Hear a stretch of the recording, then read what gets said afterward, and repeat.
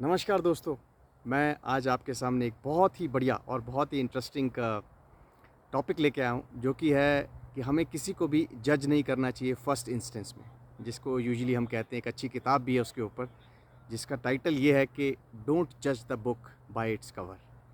उसी तरह से हमें लाइफ में कभी भी किसी इंसान को सिर्फ उससे फर्स्ट इंस्टेंस में मिलकर, उससे बात कर कर या उसके कुछ बिहेवियर एस्पेक्ट को देखकर जज नहीं करना चाहिए।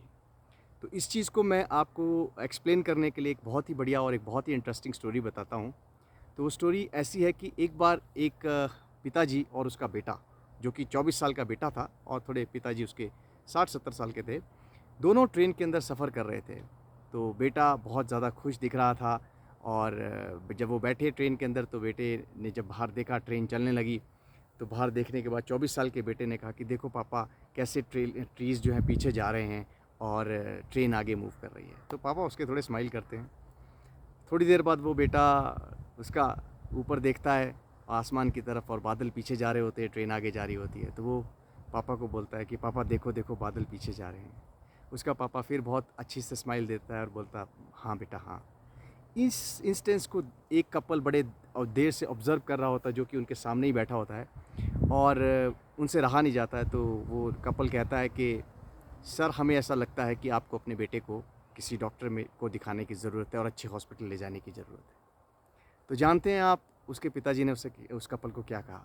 उसके पिताजी ने उस कपल को कहा कि मैडम और सर, मैं अभी हॉस्पिटल से ही आ रहा हूँ। मेरा बेटा जन्म से ही अंधा था और आज ही उसको आँखें लगी हैं, आज ही उसकी आँखों की पट्टी खुली है, नई आँखें लगी हैं, उसको किसी ने आँखें दान की हैं, तो वो आज दुनिया देख रहा है। तो जब उस कपल को ये बात पता लगी, तो वो बड़े शर्मिंदा हुए, क्योंकि उन्होंने, देखिए, उस 24 साल के लड़के को देख के सिर्फ ये प्रिज्यूम किया कि ये कुछ ऑड सा बिहेव कर रहा है। उसके पीछे की क्या स्टोरी है, उन्होंने वो चीज़ को समझा नहीं। लेकिन जब उन्हें रियलिटी पता लगी, तो शायद वो अपने आप से ही शर्मिंदा होने लग गए। इसी तरह से दोस्तों, जीवन में हम जब किसी के साथ मिलते हैं या हम किसी के साथ भी बात करते हैं, आई थिंक, मुझे भी ऐसा लगता है कि हमें किसी भी इंसान को समझने के लिए, उसके बारे में कोई भी प्रिजम्पशन बनाने से पहले उसको टाइम देना चाहिए, उसके साथ कुछ टाइम स्पेंड करना चाहिए। और कई बार कुछ आँखों से देखी चीज़ें और कानों से सुनी हुई चीज़ें भी उस इंडिविजुअल की नेचर को डिफ़ाइन नहीं कर सकती। जैसे कि इस कहानी में हुआ, उन्होंने आँखों से ही देखा वो 24 साल का लड़का क्या कर रहा था, उन्होंने कानों से ही सुना कि वो 24 साल का लड़का क्या बोल रहा था, लेकिन बाद में जब उन्हें रियलिटी पता लगी, तो बात कुछ और थी। सो दोस्तों, ये चीज़ को हमें हमेशा लाइफ में याद रखना है कि किसी के बारे में भी प्रिजम्पशन कभी भी फर्स्ट इंसिडेंस में नहीं बनानी है, नंबर 1। नंबर 2, देखिए दोस्त, कई बार लोग हमें, हमारे जो कोई दोस्त होते हैं, चाहने वाले होते हैं, कोई भी होते हैं, हमको किसी भी थर्ड पर्सन के बारे में कहते हैं कि वो ऐसा है। शायद आप उससे मिले हों या नहीं मिले हों, पर वो जब आप कहते हैं कि वो ऐसा है, विच मीन्स अगर आप उस चीज़ को बिल्कुल उस सामने वाले की नज़र से देखेंगे, तो फिर वो आपको भी वो वैसा ही लगेगा।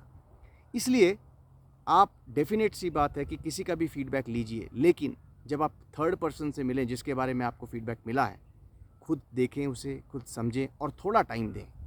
जब आप इंसान को खुद मिलेंगे, टाइम देंगे, समझेंगे, तब आपको उसकी एक्चुअल रियलिटी पता लगेगी कि क्या है वो आदमी। जैसे कि ये छोटा सा मैंने आपको एक स्टोरी बताई। सो मैं उम्मीद करता हूँ कि यू विल नॉट जज the books content by its cover in future.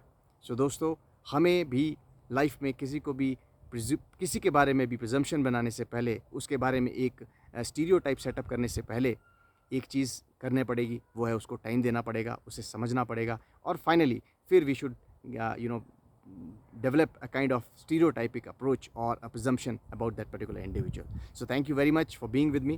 आप मेरे साथ बने रहे, मेरा आपको बहुत बहुत धन्यवाद। आप मेरे वीडियोस को प्लीज़ लाइक करिए, सब्सक्राइब करिए और ज़्यादा से ज़्यादा फॉरवर्ड करिए। Thank you very much. आपका अपना नितेश गुप्ता।